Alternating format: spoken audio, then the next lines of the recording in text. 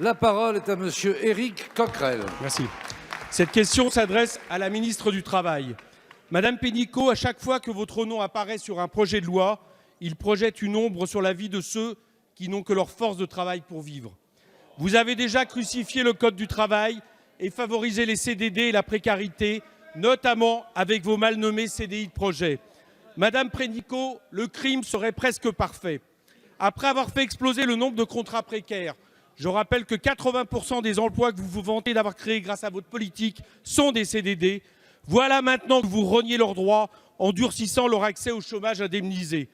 Tout cela pour 3,4 milliards d'euros d'économies d'ici 2021, soit très exactement le montant des cadeaux fiscaux annuels accordés aux plus riches grâce à la suppression de l'ISF.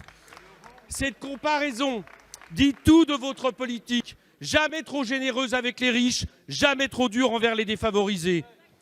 Je rappelle pourtant que la moitié seulement des chômeurs sont indemnisés et que la moitié des chômeurs indemnisés touchent moins de 850 € par mois. Il n'y a dans cette situation aucun plaisir, aucun confort, simplement une humiliation de tous les jours, jusqu'à la mort, Madame la Ministre, car selon l'association Solidarité Nouvelle, le chômage fauche chaque année entre 10 et 14 000 de nos compatriotes. Ces vies valent mieux que vos statistiques, car depuis des mois, vous vous glorifiez de la baisse des catégories A, mais c'est au prix de l'alourdissement des B et C. C'est donc dans ces dernières catégories que vous avez choisi de faire disparaître les chômeurs des registres. Rayer des noms à Pôle emploi, ce n'est pas enrayer le chômage. Après avoir fait croire qu'il suffisait à un chômeur de traverser la rue pour trouver un travail, vous voulez faire croire qu'il suffit à un précaire de traverser la rue pour accéder à un emploi en CDI. Le durcissement de l'accès à l'indemnité, c'est 600 000 personnes privées d'indemnité. L'exclusion des permittents, ce serait 830 000 privés d'indemnité. C'est l'explosion des travailleurs pauvres dans le pays. Est-ce cela auquel vous voulez accoler votre nom? Est-ce que vous voulez accroître la pauvreté en France? Merci, cher collègue. La parole est à madame Muriel Pénicaud, ministre du Travail. Monsieur le Président, Mesdames et Messieurs les députés, Monsieur le député Éric Coquerel, permettez-moi de vous dire que je suis profondément choquée par vos propos. Profondément. Vous ne vous êtes jamais réjoui que depuis 2 ans, on ne soit passé de 9,7 à 8,7% de taux de chômage. C'est 200 000 de nos concitoyens qui ont retrouvé la dignité, le pouvoir d'achat et le lien social que représente le travail. Pourquoi vous ne réjouissez pas pour eux? Pour eux. Je vous dis pas pour nous, mais pour eux.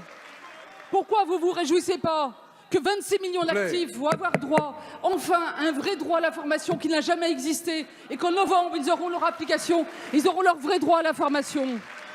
Pourquoi vous ne vous réjouissez pas que les femmes et les hommes, enfin, pourront être payés de façon égale grâce à la loi sur l'avenir professionnel et l'obligation?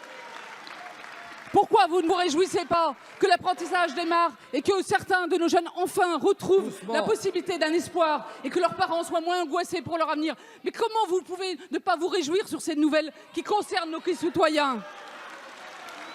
Alors, maintenant, ce que je comprends, c'est que vous proposez le statu quo, l'assurance chômage. Eh bien non, on ne se résigne pas. On pense qu'on peut aller plus loin sur la baisse du chômage. Il ne s'agit de radier personne. Il s'agit d'aider 250 000 de nos citoyens à retrouver un emploi avec un accompagnement comme on n'a jamais fait dans notre pays, avec des moyens à Pôle emploi, des moyens qui sont inédits. Et avec une valeur clé, c'est que le travail paye toujours plus que le chômage. Alors si vous ne pensez pas que le travail est une valeur, si vous ne voulez pas faire reculer le chômage, continuez. Nous, on continuera et on réussira.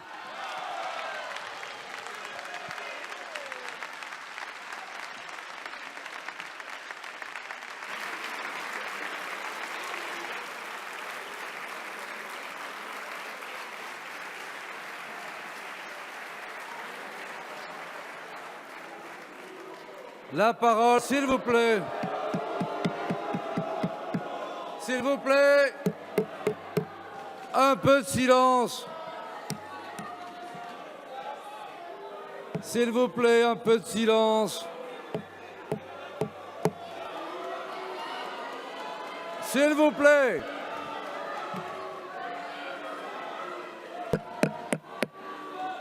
S'il vous plaît, s'il vous plaît. On écoute, si vous voulez bien, monsieur Gaël Le Bohec, qui a seul la parole.